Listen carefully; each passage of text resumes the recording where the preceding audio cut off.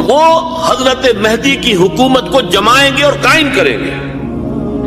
اب ذرا نوٹ کیجئے کہ جزیرہ نما عرب کے مشرق میں کون سے ملک ہیں؟ 3: ایران، افغانستان، پاکستان۔ یہ 3 سالڈ مسلم ممالک، مسلم آبادی اکثریت۔ ویسے تو یہ کہ آگے ہندوستان میں 20 کروڑ مسلمان ہیں، لیکن وہ 20 کروڑ جو ہے وہ تو 80 کروڑ کے اندر تحلیل ہو جاتے ہیں غیر مسلموں میں، لیکن یہاں جو معاملہ ہے یہ غالب اکثریت کا۔ ان میں سے ایران کا معاملہ جہاں تک ہے، نمبر 1 یہ کہ وہ شیعہ عقائد کے حصار میں بند ہے، اس سے ادھر ادھر ہونا اس کے لیے ممکن نہیں۔ حدیث میں یہ بھی آتا کہ اصفہان سے 70,000 یہودی دجال کا ساتھ دیں گے۔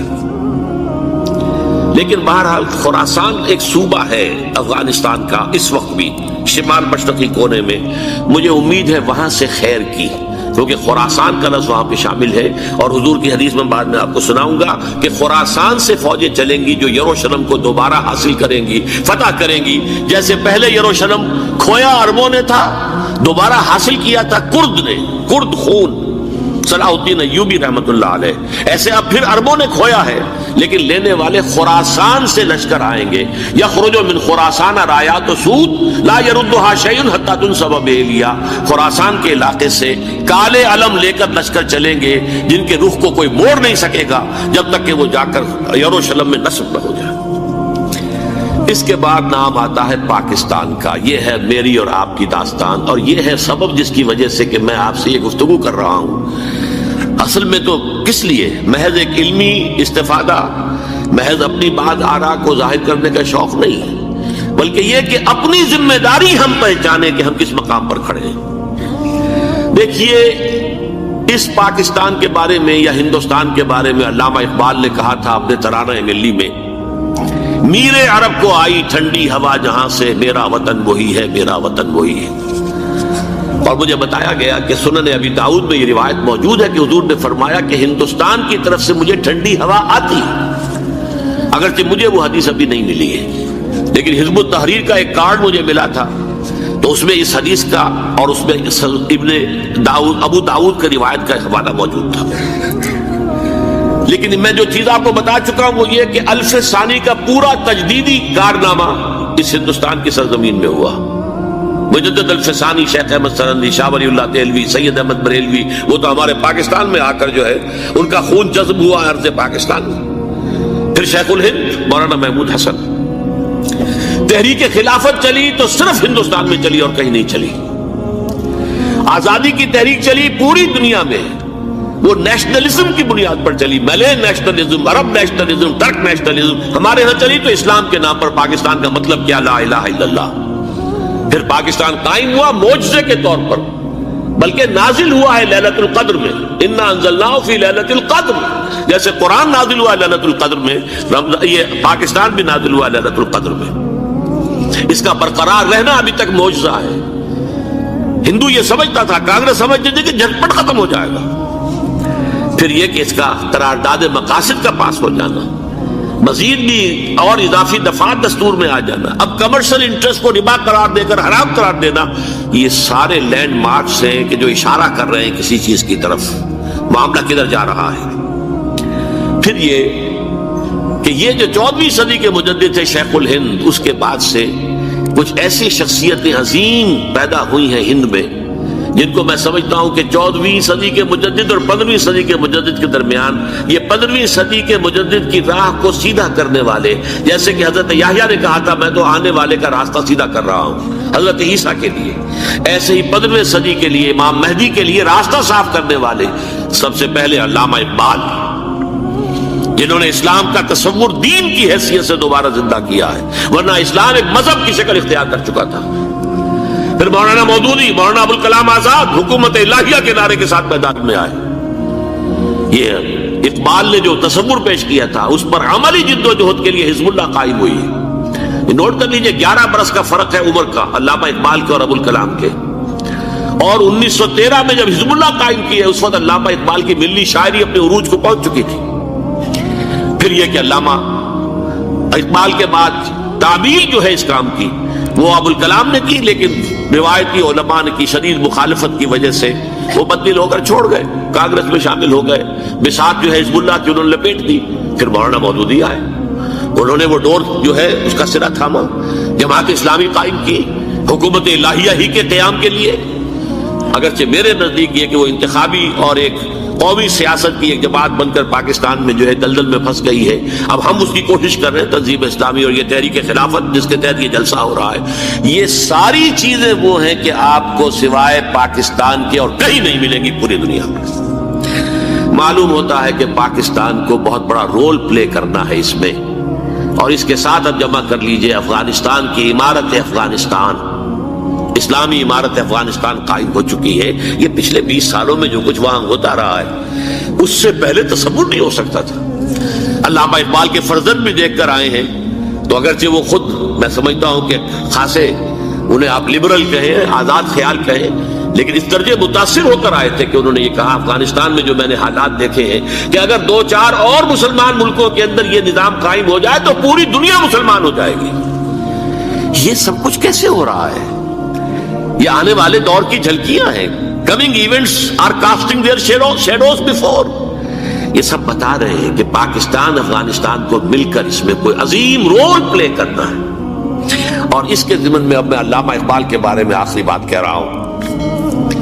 علامہ اقبال کے بارے میں عام یہ خیال ہے، انہوں نے اپنے خطبات میں مہدی کا اور نزول مسیح کا، حالانکہ میں کل پڑھ رہا تھا مولانا سید احمد اکبر آبادی رحمۃ اللہ علیہ کا ایک مقالہ ان کا کہ علامہ اقبال نے ابن خلدون کے بارے میں یہ کہا ہے کہ مہدی کا اور نزول عیسیٰ کا دونوں کا انہوں نے انکار کیا ہے، حالانکہ ابن خلدون نے نزول عیسیٰ کا انکار نہیں کیا، صرف مہدی کا انکار کیا ہے۔ بہرحال علامہ اقبال نے خطبات میں انکار کیا ہے، لیکن یہ کہ اپنی شاعری کے اندر میں چیلنج کرتا ہوں کسی بڑے سے بڑے اقبال شناس کو، ان کا یہ شعر ذرا سنیے: خضر وقت از خلوت دشت حجاز آید بروں، کارواں زی وادی دور و دراز آید بروں۔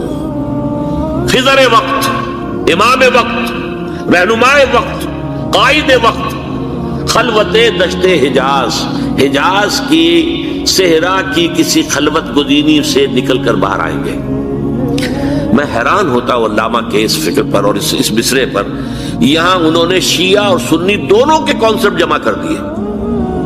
شیعہ کا کانسیپٹ یہ چھپے ہوئے کسی غار میں وہاں سے برآمد ہو گئے، اور ہمارا کانسیپٹ میں ام سلمہ رضی اللہ تعالیٰ عنہ کی حدیث سنا چکا، چھپے ہوئے ہوں گے وہ وہاں پر، مدینے سے نکل کر آ کر مکے میں چھپ جائیں گے۔ اس خانہ جنگی کی حالت میں لوگ ان کی طرف دیکھ رہے ہوں گے، سوچتے ہوں گے انہیں میدان میں آنا چاہیے، کوئی پارٹ پلے کرنا چاہیے، امت کی رہنمائی کرنی چاہیے، لیکن وہ چھپیں گے، وہ کارے ہوں گے، وہ اس ذمہ داری کو قبول نہیں کرنا چاہیں گے، جا کے چھپ جائیں گے مکے میں، وہاں سے مکے والے انہیں نکالیں گے، اور وہ کارے ہوں گے، انہیں بالکل یہ پسند نہیں ہوگا کہ یہ ذمہ داری اٹھائیں۔ تو خضر وقت از خلوت دشت حجاز آیت بروں، کارواں زی وادی دور و دراز آیت بروں۔ کارواں جو چلے گا ان کی مدد کے لیے اس وادی دور و دراز، اس زی عظیم وادی دور و دراز، یہ وادی سندھ ہے۔ وادی سندھ جو ہے ہم سمجھتے ہیں کہ صرف یہ پاکستان اور پنجاب جو ہے یہ اس میں شامل ہے، سندھ اور پنجاب نہیں، افغانستان کا پورا مشرقی علاقہ اس میں شامل ہے۔ جیسے دریائے جہلم سندھ میں جا رہا ہے، جیسے دریائے گلگت سندھ میں آ کر ملتا ہے، جیسے دریائے چناب اور راوی اور جہلم اور یہ سب جا رہے ہیں اور آ رہے ہیں، اسی طرح دریائے کابل کہاں سے آ رہا ہے، دریائے گومل کہاں سے آ رہا ہے، ڈوچی کہاں سے آ رہا ہے، یہ سارا جو ہے ڈرین جو ہو رہا ہے، ایسٹرن جو ہے پارٹ آف افغانستان، یہ سب وادی ہے۔ اس وادی کے یہ دو حصے ہیں، ایک حصہ جو ہے یہ ادھر پاکستان میں ہے، اور اسی وادی کا دوسرا حصہ جو ہے وہ افغانستان میں ہے۔ کارواں زی وادی دور و دراز آیت بروں، کارواں چلے گا یہاں سے، یخرج الناس من المشرق یؤتون للمہدی، یعنی سلطان ہی مشرق سے فوجیں چلیں گی کہ جو مہدی کی حکومت قائم کریں گی، اور یخرج من خراسان رایات و سود، اور خراسان سے سیاہ پرچم چلیں گے کہ جن کا رخ کوئی موڑ نہیں سکے گا، حتیٰ تنصب بیلیہ، یہاں تک کہ وہ جا کر یروشلم کے اندر نصب ہو جائیں گے۔ حضرات، میں ایک میری گفتگو کا حصہ باقی تھا لیکن میں اسے چھوڑ رہا ہوں، اس لیے کہ گلوبلائزیشن جو اس کی ہوگی، جو خلافت علی منہاج النبوہ کی تجدید کامل حضرت مہدی کے ہاتھوں عرب میں ہوگی، اس سے پہلے اس کے لیے محنت، کوشش، جد و جہد پاکستان اور افغانستان میں ہو چکی ہوگی جو اسے سپورٹ کرے گی اور وہاں جا کر حکومت قائم کرے گی۔ اس کے بعد گلوبلائزیشن کا جو مرحلہ اس کا ہے وہ حضرت مہدی کے ہاتھوں نہیں ہے، وہ حضرت عیسیٰ ابن مریم ان کے نزول کے بعد ہے، جن کے نزول کے بعد دجال کا خاتمہ ہوگا اور یہودیوں کا استحصال ہوگا۔ مسلمانوں پر بھی بڑی تکالیف عربوں پر آئیں گی، شدائد آئیں گے، لیکن یہ وہ میں حصہ ملتوی رکھتا ہوں کسی دوسری محفل ہو، کسی دوسری مجلس اور نشست پر۔ اب میں آپ کو ذرا اس جو انسانوں میں سے انسان دشمنی کا جن کا سب سے بڑا رول ہے، میں ان کی 2000 سالہ تاریخ کا آپ کے سامنے نقشہ رکھنا چاہتا ہوں۔ ان 1400 سال کا تو میں نے صرف 4 آپ کو پوائنٹس بتائے۔ موسیٰ سے عیسیٰ تک 1400 برس علیہ الصلوۃ والسلام، 2 مرتبہ عروج، 2 مرتبہ زوال، اشیریوں کے ہاتھوں پٹوائی، بابلیوں کے ہاتھوں پٹانا، گریکس کے ہاتھوں مرمت، رومنس کے ہاتھوں مرمت۔ یہ جو 2000 سال ہیں، کیونکہ اب تو ظاہر بات ہے 21ویں صدی شروع ہو گئی، 20 صدیاں حضرت مسیح کو پوری ہو گئی۔ پہلی بات نوٹ کیجئے، حضرت مسیح کی پیدائش ہے سن 1 قبل مسیح۔ یہ نقطہ آپ نے کبھی سنا ہے یا نہیں؟ جب ملینیم کا سلسلہ شروع ہوا تھا پچھلے سال تو میں نے بیان کر دیا تھا کہ ایک عجیب حساب کے اندر انہوں نے غلطی کی ہوئی ہے۔ حضرت مسیح کی پیدائش ہوئی 25 دسمبر کو، سن انہوں نے شروع کر دیا تو اس کے بعد جنوری آئی تو پہلا سال شروع ہو گیا۔ اگر جنوری سے پہلا سال شروع ہوا تو یہ 6 دن جو ہے اس کے پچھلے سال میں تھے، لہذا کہا جائے گا کہ Jesus Christ was born 1 year before Christ, BC۔ تو 1 قبل مسیح میں حضرت مسیح کی پیدائش ہوئی۔ یہ آخری اسرائیلی نبی اور رسول۔ یہودی علماء کی مخالفت، دشمنی، سولی پر چڑھوا دینا میں بیان کر چکا ہوں۔ سن 33 عیسوی میں جبکہ حضرت مسیح کی عمر 33 برس تھی، اللہ تعالیٰ نے انہیں زندہ آسمان پر اٹھا لیا، لیکن یہودیوں نے اپنے خیال کے مطابق انہیں سولی پر چڑھوا دیا، ان کی موت واقع ہو گئی۔ اگرچہ اس کے بعد یہ اختلاف ہے ان میں، یہودی کہتے ہیں وہ سولی پر چڑھ گیا، ختم ہوا، مر گیا، عیسائی کہتے ہیں نہیں، انتقال ہوا ہے مسیح کا صلیب پر، لیکن پھر وہ دوبارہ زندہ ہو گئے ہیں۔ ان کی لاش ایک غار میں رکھ دی گئی تھی، وہاں ریزریکشن ہو گیا، ان کا باعث بعد الموت وہی ہو گیا، اور پھر انہیں اللہ نے زندہ آسمان پر اٹھا لیا۔ تو ہمارے اور عیسائیوں کے درمیان نوٹ کر لیجئے، یہ چیز مشترک ہے کہ حضرت مسیح آسمان پر زندہ اٹھائے گئے۔ فرق کیا ہے؟ وہ سمجھتے ہیں کہ سولی دیے گئے، سولی پر مرے، پھر زندہ ہوئے، پھر گئے۔ ہم سمجھتے ہیں کہ نہیں، وما صلبوہ وما قتلوہ، انہوں نے نہ صلیب دے سکے انہیں اور نہ انہیں قتل کر سکے، بل رفعہ اللہ الیہ، اللہ نے اٹھا لیا۔ پھر ہمارا اور یہ اس کا عیسائیوں کا ایک اور اتفاق ہے، سیکنڈ کمنگ آف جیسس، حضرت مسیح دوبارہ آئیں گے، یہ عیسائیوں کا بھی عقیدہ ہے اور ہمارا بھی۔ بہرحال تو جیسا کہ میں نے عرض کیا کہ اس وقت یہ عذاب استحصال، عذاب اکبر کے مستحق ہو چکے تھے، لیکن اللہ نے ان کی مدت دراز کی ہے، لیکن ان پر دنیاوی عذاب کا ایک کوڑا جو ہے اللہ تعالیٰ کی طرف سے اسی وقت برسا۔ دنیاوی عذاب دنیا میں رہتے ہوئے ختم نہیں کیا گیا۔ 37 برس بعد حضرت مسیح کے رفع سماوی کے 37 برس بعد سن 70 میں یہودیوں نے بغاوت کی رومیوں کے خلاف۔ رومی ٹائٹس جنرل تھا ایک، اس نے پھر جو حملہ کیا ہے 1,33,000 یہودی ایک دن میں قتل کیا یروشلم میں، اور ہیکل سلیمانی گرا دیا۔ وہ ہیکل پہلے بھی گرا تھا، پہلے 1400 سال کے دوران میں بھی نبوکڈنیزر نے گرایا تھا، لیکن پھر اس کے 150 سال بعد انہوں نے دوبارہ بنا لیا تھا، اس لیے وہ اسے سیکنڈ ٹیمپل کہتے ہیں۔ پہلا ٹیمپل جو حضرت سلیمان نے بنایا تھا، نبوکڈنیزر نے گرا دیا 587 قبل مسیح میں، پھر دوبارہ انہوں نے 150 سال کے بعد بنا لیا۔ وہ اس تاریخ کا حصہ ہے، میں نے جس کے بارے میں آپ کو تفصیل نہیں بتائی۔ اس میں یہ ہوا سن 70 میں وہ گرا دیا گیا، وہ آج تک گرا پڑا ہوا ہے۔ نمبر 2 یہ کہہ دیا گیا کہ یہودیوں اس ارض فلسطین سے نکل جاؤ، تم یہاں نہیں رہ سکتے اب۔ لہذا جس کا جہاں سینگ سمایا چلا گیا، یورپ میں چلے گئے، ایشیا میں آ گئے، عرب میں آ گئے یہ 3 قبیلے جو رات بھی میں نے عرض کیا تھا، بنو قینقاع، بنو نذیر اور بنو قریظہ، یہ وہاں سے آ کے مدینے میں آباد ہو گئے۔ جس کا جہاں سینگ سمایا، افریقہ میں، ہندوستان میں، جہاں چلے گئے۔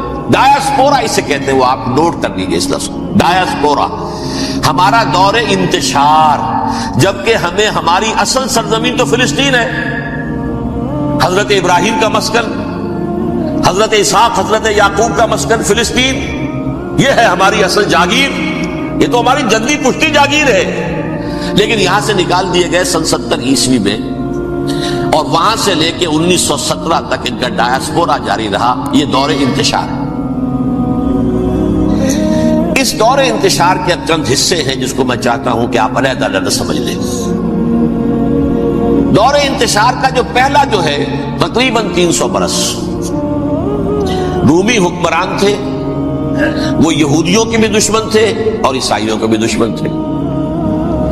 عیسائی اور یہودی ایک دوسرے کے بھی دشمن تھے، لیکن رومی سمجھتے تھے کہ یہ ایک ہی تھیلی کے چٹے بٹے ہیں۔ رومیوں کے نزدیک عیسائی بھی یہودیوں ہی کا ایک فرقہ تھے، کوئی علیحدہ مذہب تو تھا ہی نہیں۔ لہذا رومی جو ہیں رومنز، وہ ان دونوں کو ستاتے تھے، مارتے تھے، اور یہ آپس میں لڑتے تھے۔ یہودی عیسائیوں کو مارتے تھے، عیسائی یہودیوں کو مارتے تھے۔ یہ ہے 300 برس تک کی تاریخ۔ سن 300 عیسوی میں کیا ہوا؟ ایک معجزہ ہو گیا۔ بہت عظیم ایمپرر کانسٹینٹائن، قسطنطین اعظم، رومن ایمپررز میں سے بہت بڑا ایمپرر، وہ عیسائی ہو گئے۔ اب تو معاملہ بالکل تلپٹ ہو گیا، پوری سلطنت عیسائی ہو گئی۔ اب عیسائیوں کے عیش ہو گئے اور یہودیوں پہ مار پڑنی شروع ہوئی۔ اب عیسائیوں کا آپ خود سوچئے کہ جنہیں وہ خدا بنا بیٹھے ہیں، خدا کا بیٹا قرار دے رہے ہیں، ان کے قاتل کون؟ یہودی بدماش۔ لہذا ان کی وہ پٹائی شروع ہوئی ہے یورپ میں، پوری رومن امپائر میں، انہیں ذلیل کیا گیا۔ شہروں میں آمد بند، علیحدہ رہو، گھیٹوز کے اندر رہو۔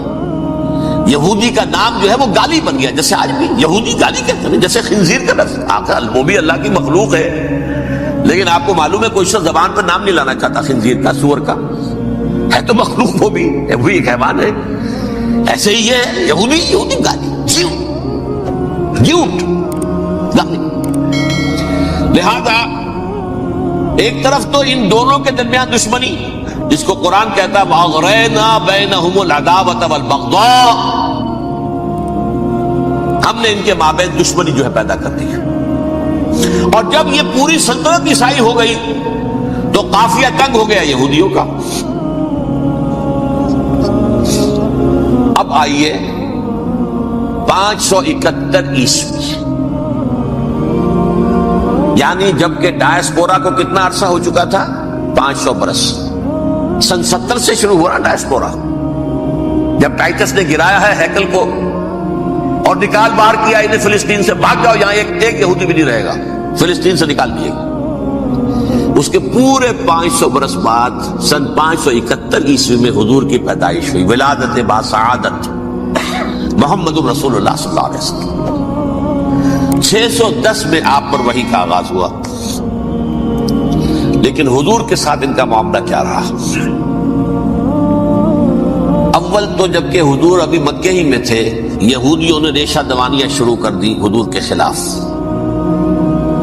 قریش مکہ کو سکھاتے تھے، پڑھاتے تھے، ان سے یہ پوچھو، ان سے یہ پوچھو، انہیں اس طرح تنگ کرو، ان سے یہ امتحان لو، یہ آپ کے علم میں ہے۔ سورہ بنی اسرائیل میں، سورہ کہف میں وہ سوالات، جو امتحانی سوالات آئے تھے، ذوالقرنین کون تھا، اصحاب کہف کون تھے، تم رسول بنے پھرتے ہو تو بتاؤ، اور یہ روح کی حقیقت کیا بتاؤ۔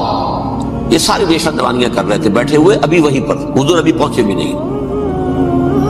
ہجرت فرما کر حضور تشریف لے آئے تو حضور نے، جسے ماسٹر سٹروک کہا جائے گا، یعنی اسٹیٹس مین شپ کا ماسٹر سٹروک، آپ نے مدینے میں آتے یہودیوں کے ساتھ پیکٹ کر دیا، جوائنٹ ڈیفنس پیکٹ آف مدینہ۔ کہ اگر مکے والے ہم پر حملہ کریں گے تو ہم مل جل کر ایک قوم کی حیثیت سے مقابلہ کریں گے. یہ میثاق مدینہ کہلاتا ہے، جس کے بہت غلط معنی پہنائے جا رہے ہیں آج کل. بہرحال میں موضوع میرا چونکہ یہ نہیں، میں ادھر نہیں جاؤں گا. لیکن ہوا کیا؟ ہر مرتبہ یہ خیانت کے مرتکب ہوئے. ان نے جو عہد کیے تھے ان سے پھرے، اندر ہی اندر سازش ریشہ دوانی، حضور کی بدترین دشمنی. سورہ نساء کی آیت نمبر 12 میں 14 میں 13 میں فرمایا ہے لا تزال تطلع علی خائنۃ منہم. اے نبی، ہمیشہ آپ کے علم میں ان کی طرف سے خیانتیں، بدیانتیاں آتی رہیں گی. اور بار بار وہ مسلسل جنگ کی آگ بھڑکاتے تھے. قریش کو دعوت دیتے، آؤ آؤ آؤ، ہم اندر سے بغاوت کر دیں گے، تم آؤ تو صحیح، ختم کریں محمد کو اور اہل ایمان کو صلی اللہ علیہ وسلم ورضی اللہ تعالی عنہم اجمعین. لیکن پھر جب وہ آتے تھے تو یہ دبک جاتے تھے، ان میں ہمت نہیں تھی، میدان کے مرد نہیں رہے تھے. یہ سورہ حشر میں ان کا نقشہ کھینچا گیا ہے. کھلے میدان میں مقابلے کی اس کے اندر صلاحیت ہی نہیں ہے. یہ تو فصیلوں کے پیچھے سے، جیسے عورتیں کہیں دیہات میں لڑائی ہوتی ہے تو مرد جو ہے گلیوں میں لڑتے ہیں، عورتیں اوپر سے پتھر پھینکتی ہیں، بس وہ کام یہ کر سکتے تھے. من ورائے جدر، فصیلوں کے پیچھے سے، جنگ میں میدان میں نہیں آ سکتے. بہرحال قرآن مجید میں ہے یہ سورہ مائدہ کی آیت نمبر 64 کلما اوقدوا نارا للحرب اطفاها اللہ. اکثر و بیشتر مواقع پر تو یہ جب آگ بھڑکاتے تھے جنگ کی، اللہ اسے بجھا دیتا تھا. لیکن بہرحال اس کے باوجود جنگیں ہوئی، غزوہ بدر، غزوہ احد ہوئی کہ نہیں؟ یہ ساری اس اصل شرارت نہیں. اور اس کے نتیجے میں حضور نے پھر ایک ایک کر کے 3 قبیلوں کو سزا دی. غزوہ بدر کے فوراً بعد بنو قینقاع نکالے گئے مدینے سے، غزوہ احد کے فوراً بعد بنو نذیر نکالے گئے، اور غزوہ احزاب کے بعد بنو قریظہ نکال دیے گئے. یہ تو میں نے آپ کے سامنے رکھ دیا صرف حضور کے زمانے میں ان کا کیا رویہ رہا. دشمن، رات بھی ہم نے وہ آیت پڑھی تھی لَتَجِدَنَّ أَشَدَّ النَّاسِ عَدَاوَةً لِلَّذِينَ آمَنُوا الْيَهُودُ وَالَّذِينَ أَشْرَكُوا. اہل ایمان کی دشمنی میں شدید ترین تم پاؤ گے یہودیوں کو اور مشرکین. مشرکین بھی بعد میں ہے، پہلے یہودی. حضور کے بعد کیا ہوا اب یہ نوٹ کیجئے، یہ ان کی تاریخ کا دوسرا دور ہے. حضرت عمر رضی اللہ تعالیٰ عنہ قائد خلافت ہے. بیت المقدس کا محاصرہ کیا گیا، فصیل بڑی اونچی، شہر اندر سے سیلف سفیشنٹ، حملے کا راستہ کوئی نہیں. محاصرہ طول کھینچ رہا ہے لیکن ان کے پاس رسد بھی موجود ہے، پانی بھی موجود ہے، وہ دروازے بند کر کے بیٹھے ہوئے ہیں. بالآخر اللہ تعالیٰ کی مشیت کا ظہور کیسے ہوا؟ ان کے کچھ علماء آئے فصیل پر، کہا دیکھو مسلمانوں، تم قیامت تک بھی یہاں پڑے رہو گے محاصرہ کر کے، ہمارا یہ شہر فتح نہیں ہوگا. ہاں، ایک درویش بادشاہ کے ہاتھوں یہ شہر فتح ہونا ہے، لیکن تمہارے اندر ہمیں وہ نظر نہیں آ رہا. ابو عبیدہ بن الجراح رضی اللہ تعالی عنہ، امین هذه الامہ، ان کا فوراً ذہن گیا وہ درویش بادشاہ مدینے میں بیٹھا ہوا ہے عمر رضی اللہ تعالی. اب ایک اور عمر بھی ہے جو قندھار میں بیٹھا ہے. نقشہ وہی ہے، سادگی کی حد تک نقشہ وہی، بالکل وہی، اپنی آنکھوں سے دیکھا وہی سادگی. عمر اول، عمر ثانی تھے عمر بن عبد العزیز. اب ایک اللہ کے فضل سے اللہ تعالیٰ ایدہ اللہ بنصرتہ، اللہ تعالیٰ ان کی نصرت فرمائے، دشمنوں کو ان کے مقابلے میں نیست و نابود کرے. انہوں نے ریکویسٹ بھیج دی کہ حضور تشریف لائیے، یہ شہر فتح ہو جائے گا. وہ ہے سفر تاریخی، اتنا طویل سفر، تقریباً 700 میل، ایک اونٹ، ایک خادم، ایک منزل پہ امیر المومنین اوپر بیٹھے، خادم آگے چل رہا ہے، اگلی منزل پہ خادم اوپر بیٹھا ہے، امیر المومنین آگے جا رہا ہے. اور جب پہنچے ہیں تو وہ باری تھی خادم کی. انہیں ہاتھ جوڑ دیا، حضور خدا کے لیے تم کیا کہیں گے لوگ، وہ میرا برا حال کر دیں گے، تمہیں شرم نہیں آئی؟ امیر المومنین پیدل آگے چل رہے، نکیل پکڑ کر، اور تم بیٹھے ہو اوپر براجمان ہو. حضرت عمر فرمایا دورو دورو، نہیں، باری تمہاری ہے، بیٹھ. اس حال میں پہنچے اور پھر پھر یہ کہ ابو عبیدہ بن الجراح آئے ہیں، استقبال کیا ہے تو دیکھا ہے اس حال میں چلے آ رہے ہیں، عمر نکیل پکڑے ہوئے چلے آ رہے ہیں، اور کہتے ہیں کہ کہیں کیچڑ ویچڑ تھا، جوتے خراب ہو گئے تھے وہ بھی اتار کے ہاتھ میں پکڑے ہوئے، کپڑے تو تھے ہی پھٹے ہوئے۔ انہوں نے کہا کہ حضرت ابو عبیدہ نے، دیکھیے یہ بڑا متمدن ملک ہے، بڑا مہذب علاقہ ہے، یہ آپ ذرا خلیہ اپنا دوست فرما لیں تب جا کے پیش کروں، ہم آپ کو کریں گے۔ آپ نے فرمایا نحن قوم اعزنا اللہ بالاسلام، ہم وہ قوم ہیں جنہیں اللہ نے عزت دی ہے اسلام کے ذریعے سے، کپڑوں کے ذریعے سے نہیں، دولت کے ذریعے سے نہیں۔ اسی حال میں گئے ہیں، اوپر سے انہوں نے کھڑے ہو کر نشانیاں دیکھی ہیں، اپنی کتابیں کھولی، ہاں یہ وہی ہے، اچھا لو جی سرنڈر، شہر تمہارے ہاتھ میں۔ خون کا ایک قطرہ نہیں بہا اور بیت المقدس فتح ہو گئی۔ لیکن اس وقت حضرت عمر نے ایک نرمی یہ کی کہ یہودیوں کے لیے بھی اسے اوپن سٹی قرار دے دیا۔ یہ احسان عظیم حضرت عمر کا، اس سے پہلے یہودی آ ہی نہیں سکتا تھا، داخل ہی نہیں ہو سکتا تھا، وہاں وہ آ کر وزٹ نہیں کر سکتا تھا، زیارت نہیں کر سکتا تھا اپنے مقدس مقامات کی۔ حضرت عمر نے یوں سمجھیے کہ تقریباً 550 برس کے بعد ان کے لیے راستہ کھولا ہے کہ ہاں تم آ سکتے ہو، زیارت کر سکتے ہو۔ لیکن یہ عیسائیوں نے لکھوایا معاہدے کے اندر، انہیں یہاں آپ آباد ہونے کی اجازت نہیں دیں گے، لیکن کم وزٹ دی پلیسز، دیکھیں زیارتیں کریں اور جائیں۔ یہ معاہدہ حضرت عمر کا ہے رضی اللہ تعالیٰ، جو پھر خلافت راشدہ کے بعد بنو امیہ نے بھی اس کو آرڈر کیا، بنو عباس نے کیا، پھر جو ہمارے یہ ترکوں میں اندر خلافت آئی تو ترک خلفاء نے بھی اس معاہدے کی پوری پابندی کی۔ فلسطین میں آ سکتے ہیں یہودی، صرف زائرین کی حیثیت سے، وہاں آباد نہیں ہو سکتے۔ اب آئیے اگلا دور آیا حضرت عثمان کا دور خلافت۔ یہ ہے وہ وقت کہ اب یہود نے امت مسلمہ کی پیٹھ میں چھرا ٹوکا۔ وہ کیسے؟ ایک یہودی عبداللہ ابن سبا اسلام کا لبادہ اوڑھ کر آ گیا، معاشرے کا جائزہ لے لیا، ان میں بنو ہاشم اور بنو امیہ میں جو پرانی کشاکش تھی اس کے کچھ نہ کچھ جراثیم باقی ہیں، اگر ان کو ذرا بھڑکا دے تو مسلمانوں میں انتشار پیدا ہو گیا۔ کہا یہ عثمان کون ہے؟ یہ تو بنو امیہ میں سے ہے، یہ حق تو بنو ہاشم کا ہے، خلافت ان کے پاس ہونی چاہیے، محمد کے تو رشتہ دار وہ ہے صلی اللہ علیہ وسلم۔ عوام الناس کے اندر بات پھیلنی شروع ہوئی، پھر ایک بڑی سازش کے انداز میں حضرت عثمان کے خلاف پروپیگنڈا، حضرت عثمان کے جو عاملین تھے، گورنر تھے، ان کے خلاف پروپیگنڈا، اور ایسی ہوشیاری کرتے تھے کہ کوفے میں کوفے کے حاکم کے خلاف کچھ نہیں کہنا، اجی مصر میں یہ ہو رہا ہے، اجی شام میں یہ ہو رہا ہے، اجی یہ جو عثمان ہے وہ یہ کر رہا ہے، یہ ظلم ہو رہا ہے، یہ لوٹ مار ہو رہی ہے، یہ خیانتیں ہو رہی ہیں۔ اب نہ تو اس زمانے میں مینز آف کمیونیکیشن، کیسے تصدیق کریں؟ افواہیں تو آپ آج کراچی کے اندر شروع ہو جائے تو پتہ نہیں چل سکتا کسی کو کہ کیا اس میں صداقت ہے کیا جھوٹ ہے، اور بری بات جو ہے فطرت انسانی کی کمزوری ہے وہ فوراً قبول کرتا ہے، کسی کے بارے میں اچھی بات ماننے کو تیار نہیں ہوتا لیکن بری بات تو فوراً تیار۔ بہرحال یہ فتنہ انہوں نے اٹھایا، حضرت علی کی الوہیت کا فتنہ اٹھایا، حضرت عثمان کے خلاف الفتنۃ الکبریٰ برپا کیا، حضرت عثمان شہید ہوئے۔ اس کے بعد 5 برس تک مسلمان ایک دوسرے کی گردنیں کاٹتے رہے، باغی خانہ جنگی ہوئی، امت کو وہ زخم لگایا ہے جو آج تک جس سے خون رس رہا ہے۔ یہ شیعان عثمان اور شیعان علی تھے جو بعد میں پھر سنی اور شیعہ ہو، اور آج تک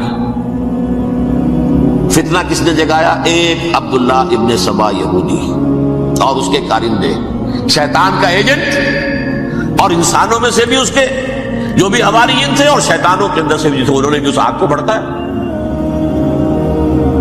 یہ آپ سوچ لیجئے کہ یہ کس نے وہ زخم لگایا؟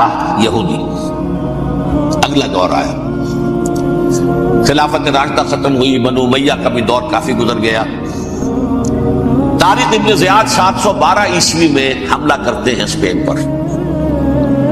اسپین اس وقت عیسائیت کا بہت بڑا گڑھ، بڑے کٹر ترین عیسائی جو ہے وہ اسپین میں، لہذا یہودیوں کی وہاں بہت پٹائی ہوتی تھی، میں بتا چکا ہوں، دشمنی تھی ان کی تو چلی آ رہی تھی۔ عیسائیوں کے ہاتھوں یہودیوں کی وہ تو سن 300 عیسوی سے ایمپرر کانسٹنٹائن کے بعد سے شروع ہو گئی تھی۔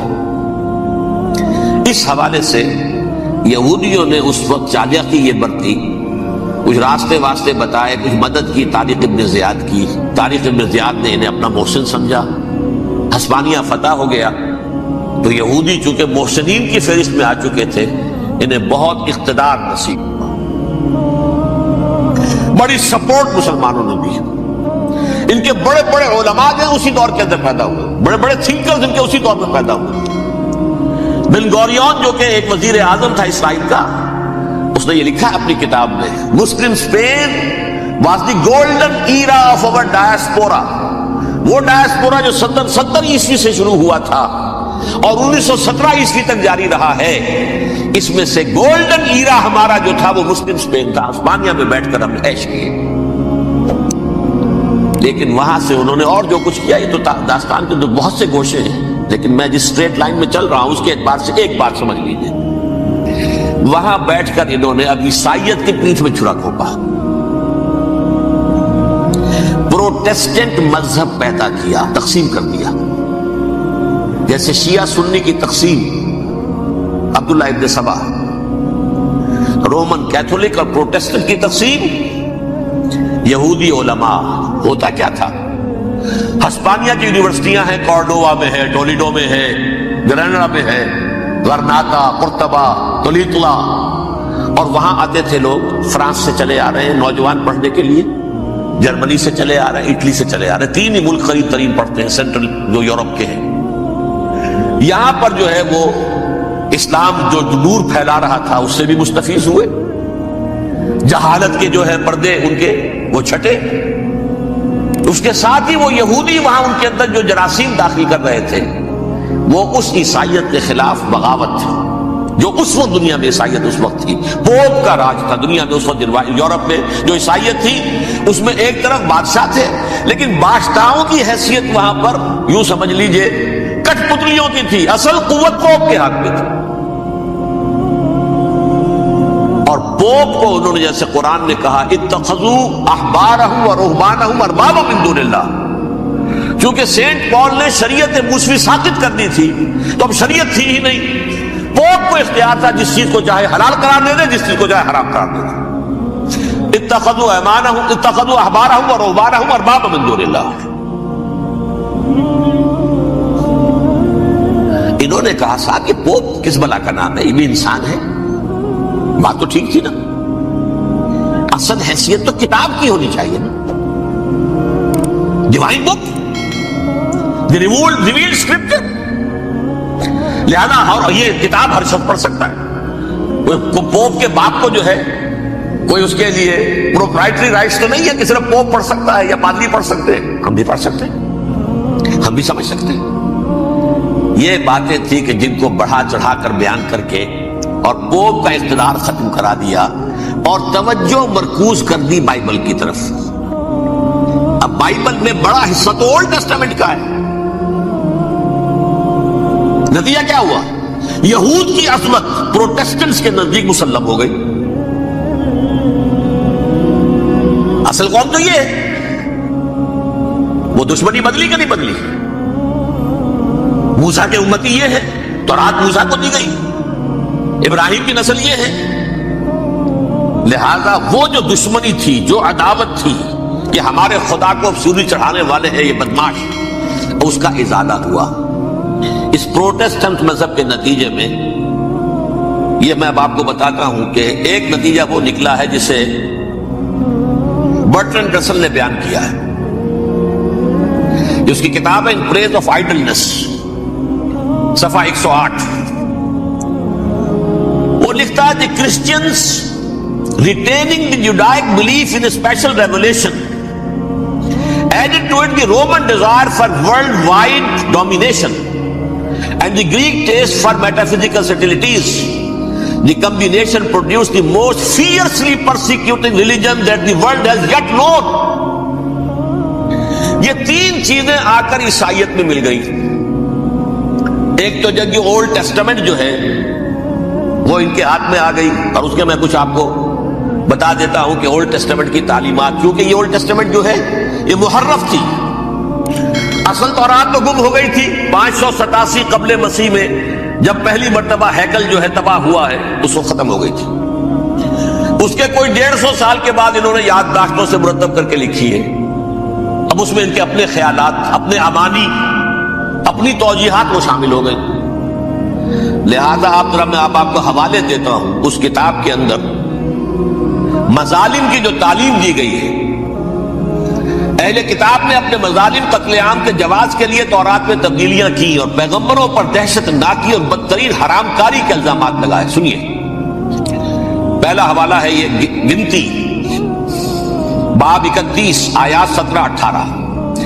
اس لیے ان بچوں میں جتنے لڑکے ہیں سب کو مار ڈالو، اور جتنی عورتیں مرد کا منہ دیکھ چکی ہیں ان کو بھی قتل کر ڈالو، لیکن ان لڑکیوں کو جو مرد سے واقف نہیں اور اچھوتی ہیں اپنے لیے زندہ رکھو۔ یہ کسی اللہ کی کتاب کا یہ جملہ ہو سکتا ہے؟ کسی ریویل بک کا؟ اور سنیے، یہ ہے استثناء ڈیوٹرانومی باب 20 آیت 16-18۔ پر ان قوموں کے شہروں میں جن کو خداوند تیرا خدا میراث کے طور پر تجھ کو دیتا ہے، کسی ذی نفس کو جیتا نہ بچا رکھنا، جیسا خداوند تیرے خدا نے تجھ کو حکم دیا بالکل نیست کر دینا۔ مرد، عورتیں، بچے، بوڑھے سب ختم۔ یہ کتاب مقدس ہے۔ اور سنیے، سموئیل باب 27 آیت نمبر 9۔ اور داؤد نے اس سرزمین کو تباہ کر ڈالا اور عورت مرد کسی کو جیتا نہ چھوڑا۔ نمبر 4، ان سب آباد شہروں کو ماں، عورتوں اور بچوں کے بالکل نابود کر ڈالا۔ کتاب استثناء باب 3 آیت 6۔ یہ ہے جو کہہ رہا ہے برٹرینڈ رسل، کرسچینٹی میں آ کر بھی 3 چیزیں شامل ہو گئی ہیں۔ ایک تو یہ باربیرین، یہ تعلیم جو ہے، اور یہ مذہب کے نام پہ تعلیم، یہ کتاب مقدس کی تعلیم۔ نمبر 2، رومنز کے اندر جو ایک تمنا تھی ورلڈ ڈومینیشن کی، وہ عیسائیت کے اندر آ گئی، اس لیے کہ پوری رومن امپائر جو ہے عیسائی ہو گئی، اسے وراثت کے اندر ورلڈ ڈومینیشن کی جو ایک تمنا تھی وہ مل گئی۔ اور پھر یہ کہ انہوں نے جو توہمات تھے یونانیوں کے، ان کو بھی اپنے ہاں مختلف شکلوں کے اندر جمع کر لیا۔ ان 3 چیزوں کا the combination produced the most fiercely persecuting religion that the world has yet known۔ اس کے نتیجے میں دنیا میں تاریخ انسانیت کے اندر جو بدترین خوخار ترین مذہب ہو سکتا ہے وہ شکل عیسائیت نے اختیار کی۔ اور اس کا مظہر عتم کیا تھا؟ نوٹ کیجئے،